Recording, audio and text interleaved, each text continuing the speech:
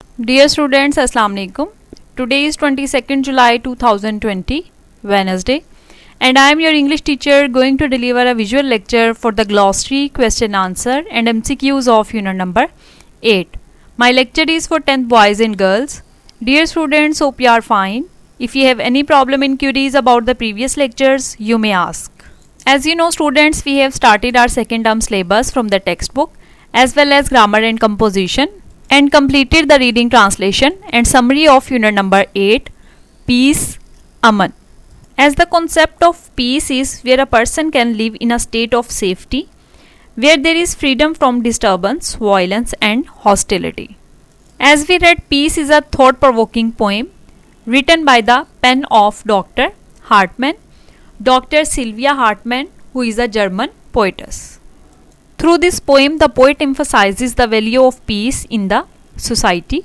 In this poem, the poet used wind as a personification. Actually, she wants to teach us that we should work as peace lovers to make this world a peaceful place with our gentle whispers of love. I hope students you have prepared your summary very well. So let's move to the glossary of the poem, unit number 8, Peace. Theme जैसा कि students poem के and पे जो दिया हुआ था वो हमने डिस्कस कर लिया था अपनी रीडिंग ट्रांसलेशन के दौरान और समरी को डिस्कस करते हुए.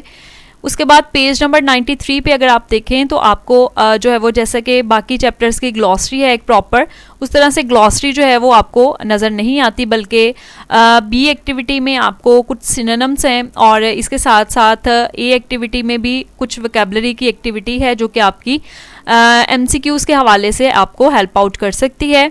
आपको पता है आपने ग्लॉसरी जो है उसके वर्ड्स और उनके जो सामने दिए गए अल्फाज हैं वो MCQs के लिए तैयार करने होते हैं, स्पेलिंग और सिनोनिम MCQs के लिए, जो कि आपके ऑब्जेक्टिव पार्ट में कलेक्टिवली 9 मार्क्स के MCQs आते हैं. ठीक है, तो उसके हवाले से हमने इन दो एक्टिविटीज़ को डिस्कस करना है ताकि आपकी जो प्रॉपर एक ग्लॉसरी नहीं दी गई, जैसा कि आपने पिछली पोइम्स में भी देखा था कि ग्लॉसरी नहीं है बल्कि सिर्फ वोकैबुलरी की कुछ एक्टिविटीज़ होती हैं, लेकिन उन वोकैबुलरी की एक्टिविटीज़ में ही आपको जो है वो इनफ मटेरियल जो है वो MCQs के लिए, स्पेलिंग और सिनोनिम MCQs के लिए मिल जाता है. ठीक है, तो आपने इनको अच्छे तरीके से तैयार करना है. सो पेज नंबर 93 पे वोकैबुलरी की एक्टिविटी ए है, pick out words from the poem which been the same as the following. यानी कि आपने आपको एक फ्रेजेस की फॉर्म दी हुई है, आपने वो एक सिंगल वर्ड पिक करना है अपनी पोएम से जो कि वही मीनिंग देता है, यानी वो सिनोनिम है उसका जो कि आपको ये स्टेटमेंट दी गई है क्वेश्चन में. ठीक है, ए एक्टिविटी है आपकी, इसमें कुछ पार्ट्स हैं. ए पार्ट देखें, एक्सट्रीमली नॉइजी. एक्सट्रीमली नॉइजी जिसका मतलब होता है बेतहाशा जो शोर पैदा करने वाली कोई चीज़ हो या कोई भी थिंग. ठीक है, इसमें या इंतहाई पुरशोर भी हम इसे उर्दू में कह सकते हैं. तो इसके लिए हमने पोएम में वर्ड देखा था, अगर आपको याद हो उसके फर्स्ट स्टेंजा में तो हमने पढ़ा था उसके बारे में, पोएम में विंड के बारे में कि the wind is now a roaring smashing monster of destruction. उसमें हमने रोरिंग वर्ड को कहा था कि ये वो साउंड है जो कि चिंगाड़ती हुई और धारती हुई आवाज़ होती है.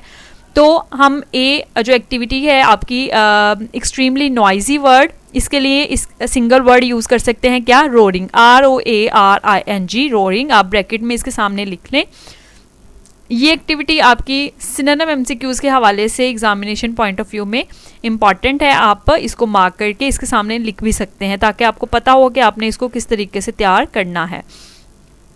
फिर है बी पार्ट आपका कि to be broken violently and noisily into pieces, के तोड़ना किसी भी चीज़ का बहुत ज़्यादा शिद्दत से या शदीद अंदाज में और उसको टुकड़ों में शोर मचाते हुए तकसीम कर देना.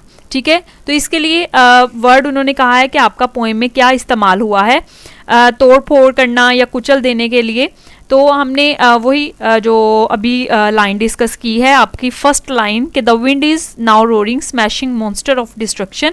तो स्मैशिंग जो वर्ड है उसका हमने मतलब देखा था कि कुचल देना होता है, किसी चीज़ को बहुत बुरे तरीके से तोड़ फोड़ कर उसको कुचल देना. तो आप इसके लिए वर्ड ब्रैकेट में सामने लिख सकते हैं सिनोनिम स्मैशिंग का. ठीक हो गया, क्योंकि इन दोनों का सेम मीनिंग बनता है.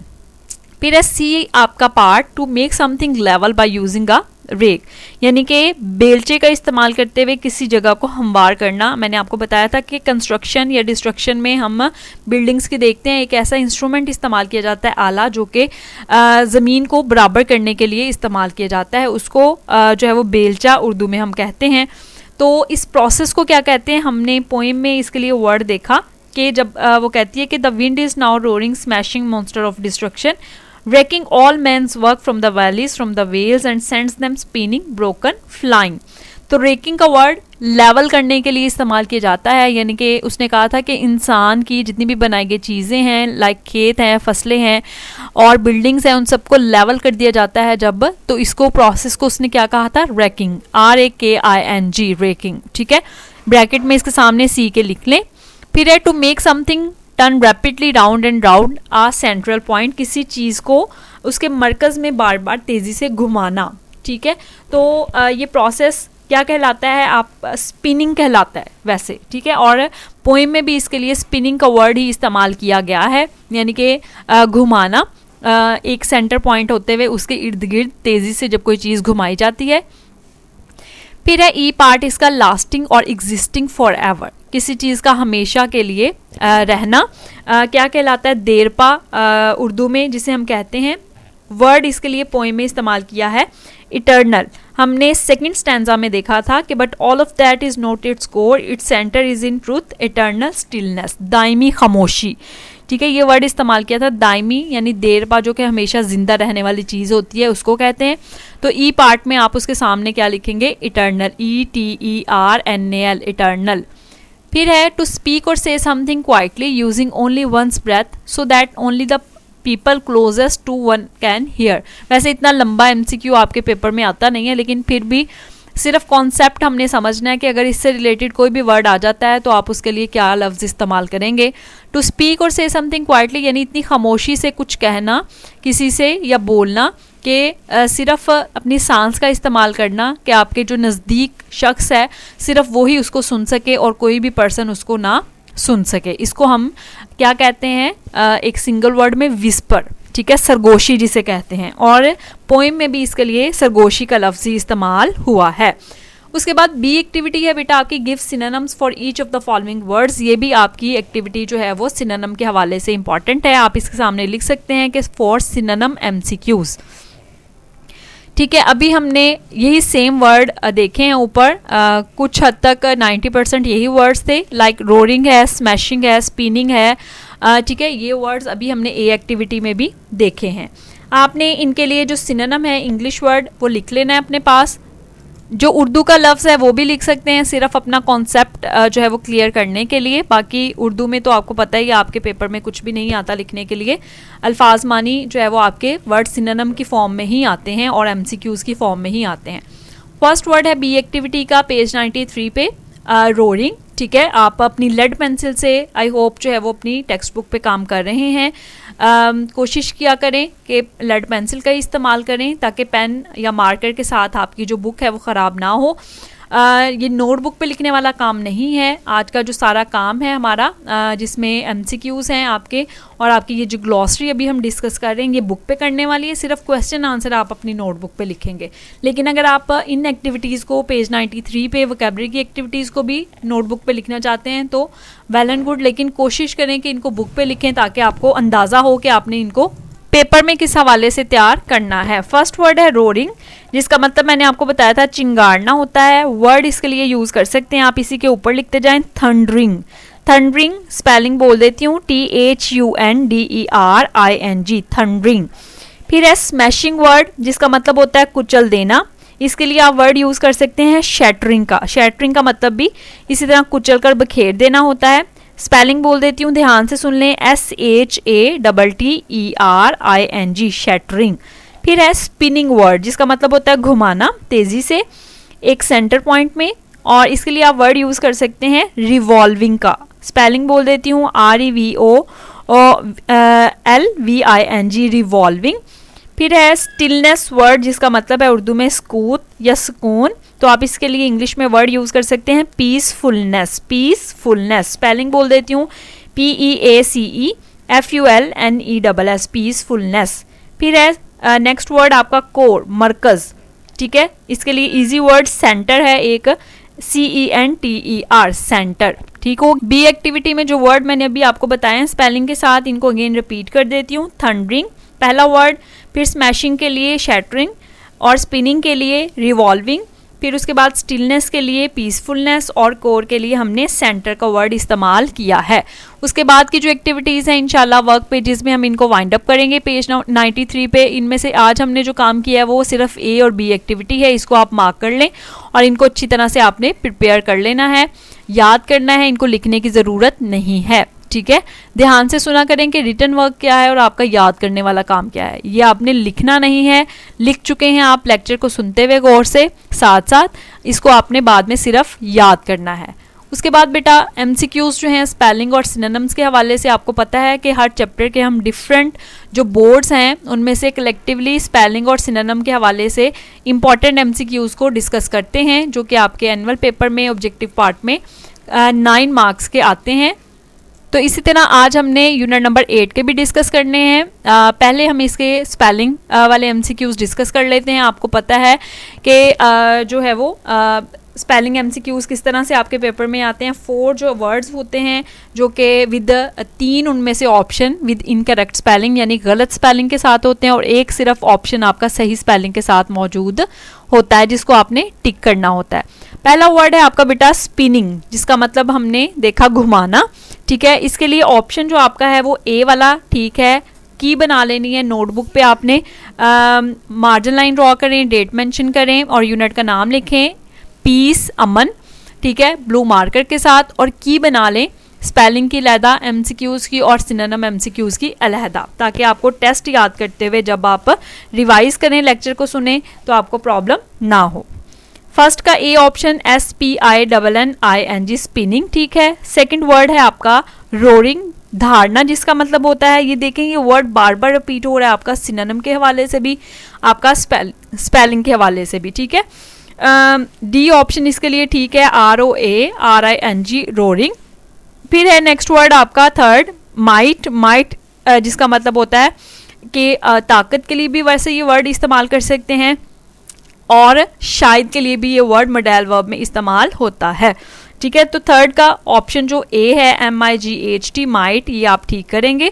उसके बाद है विस्पर, जिसका मतलब होता है सरगोशी। ठीक है, इसके स्पेलिंग जो है फोर्थ के आप डी ऑप्शन में देखें, WHISPER विस्पर, ठीक है, ये ऑप्शन ठीक है आपका डी वाला। फिर है नेक्स्ट वर्ड आपका मैरली, जिसका मतलब होता है महज या सिर्फ। ठीक है, फिफ्थ में डी ऑप्शन जो है MERELY मैरली, देखें डी ऑप्शन ठीक हो गया।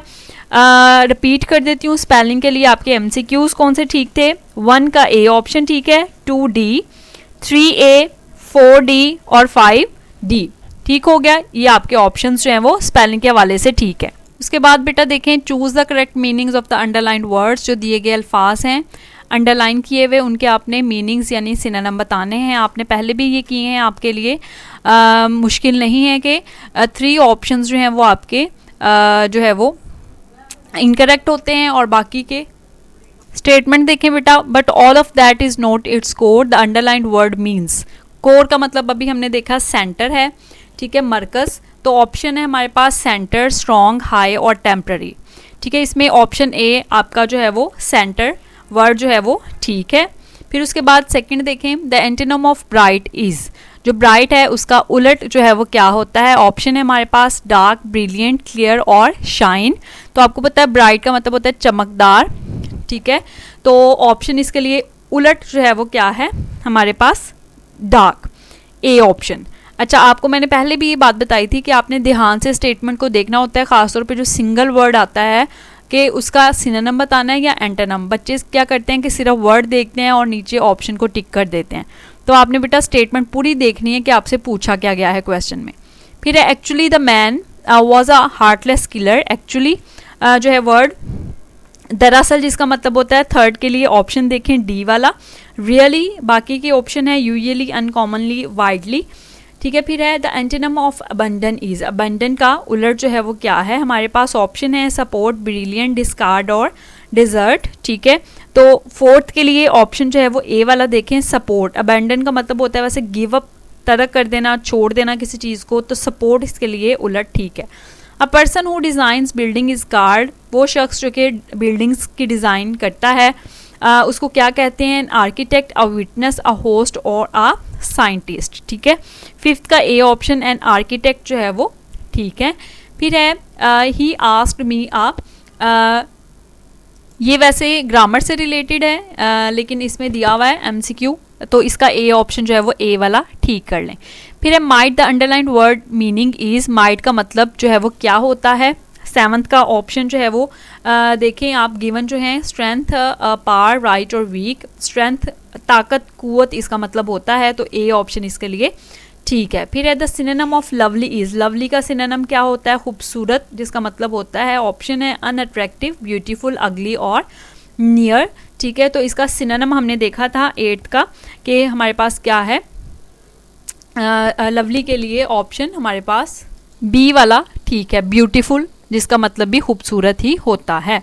ठीक है, ये आपके MCQs थे स्पेलिंग और सिनोनिम के हवाले से, जिनको आपने अच्छे तरीके से तैयार करना है। फिर क्वेश्चन आंसर्स हैं आपके, जिनको आपने अपनी नोटबुक में लिखना है प्रॉपरली, पेज रेडी करके, मार्जिन लाइन ड्रॉ करके, डेट मेंशन करके, जैसे आपने की बनाई है इसी तरह से। यूनिट नंबर 8 पीस लिखना है अमन, ब्लू मार्कर के साथ, क्वेश्चन आंसर्स की हेडिंग देनी है और फिर उसके बाद क्वेश्चन और आंसर दोनों ही लिखने हैं। आज के डायरी में आपके पास जो MCQs किए हैं, जो आपने पेज एक डिस्कस किया है, वर्क पेज वोकैबुलरी के हवाले से, उनमें से लिखने वाला नोटबुक पे काम कोई नहीं था, सिर्फ की बनानी है और क्वेश्चन आंसर आपने लिखने हैं।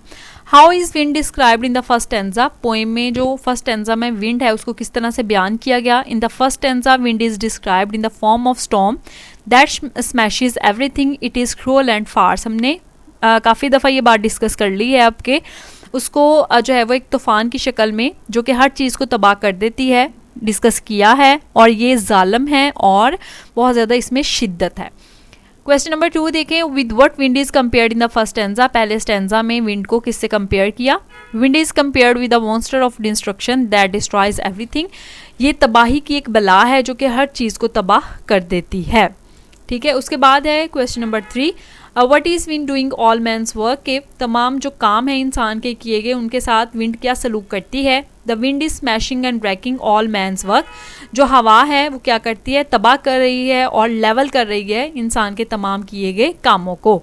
क्वेश्चन नंबर 4 देखें, how does the scene look like when wind is still, कि जब हवा रुक जाती है तो फिर मंजर किस तरह से दिखाई देता है हमें? The scene looks bright, gentle and peaceful when the wind is still, के मंजर जो है वो शानदार लगता है हमें, चमकदार, नरम और पुरअमन लगता है जब जो है वो हवा रुक जाती है। ये हमने सेकेंड स्टैंजा में देखा है। What comparison is made in the second stanza, कि क्या कंपैरिजन जो है वो किया गया है सेकेंड स्टैंजा में, पोएम में? The wind is compared in the second stanza with gentle breeze, wind is compared, wind को जो है वो कंपेयर किया गया है in the second stanza with gentle breeze that whispers, के उस नरम हवा के साथ जो कि सरगोशियाँ करती है, लाइक सॉफ्ट नेचर्ड पीपल, बिल्कुल इस तरह से जिस तरह से कोई भी नरम रवैया रखने वाला शख्स या लोग जो है वो बिहेव करते हैं। ठीक है, ये बहुत ही ज़्यादा ईजी क्वेश्चंस हैं आपके 5 सिर्फ, जिनको आपने बहुत अच्छे तरीके से तैयार करना है, अपनी नोटबुक में लिख लेना है। कोशिश किया करें कि क्वेश्चन आंसर जो है वो लिख के याद करें, ताकि आपकी स्पेलिंग और जो ग्रामर की मिस्टेक्स हैं उनको आप ओवरकम कर सकें। ठीक है, उसके बाद डायरी, नोटबुक में ये डायरी में आपने लिख लेना है। टेक्स्ट बुक का हमने सिर्फ काम किया है, जिसमें यूनिट नंबर 8 के क्वेश्चन आंसर, ग्लॉसरी और MCQs को हमने डिस्कस किया है। ग्लॉसरी से मुराद वही वोकैबुलरी की एक्टिविटीज़ हैं जो कि हमने वर्क पेज पे 2A और B एक्टिविटी की हैं। ठीक है, जिसमें से डायरी जो आपने की है इसमें रिटन वर्क सिर्फ और सिर्फ आपका क्वेश्चन आंसर्स हैं। बार बार ये बात इसलिए बताती हूँ कि बहुत सारे बच्चों को कन्फ्यूजन होती है कि रिटन वर्क की समझ नहीं आती कि रिटन वर्क हमने क्या लिखना है और हमने याद क्या करना है। ठीक है, तो बार बार मैं लेक्चर में ये बात बताती हूँ और प्रॉपरली लिखा भी होता है डायरी में कि आपने जो काम याद करना है और जो काम लिखना है, सेपरेटली बताती हूँ। अब आपने आज के काम में ग्लॉसरी और MCQ सिर्फ याद करने वाला काम है और क्वेश्चन आंसर जो है वो लिखने वाला और याद करने वाला दोनों ही काम है। ठीक है, तो याद कोशिश किया करें कि याद करें पहले, फिर उसको आप लिख के देखें। इस तरह से आपका काम बहुत ही ज़्यादा आसान हो जाता है। ठीक है, और ये तो वैसे भी जो यूनिट नंबर 8 हमने अभी किया है इसके बहुत ही ज़्यादा इजी जो है वो क्वेश्चन आंसर्स थे, सिर्फ 1 लाइन आंसर आपने उसका देना है। ठीक हो गया। Thank you so much students. If you have any problem in queries you may ask in comments. Allah Taala आप सबको अपनी हिफ्ज़-ओ-मान में रखे।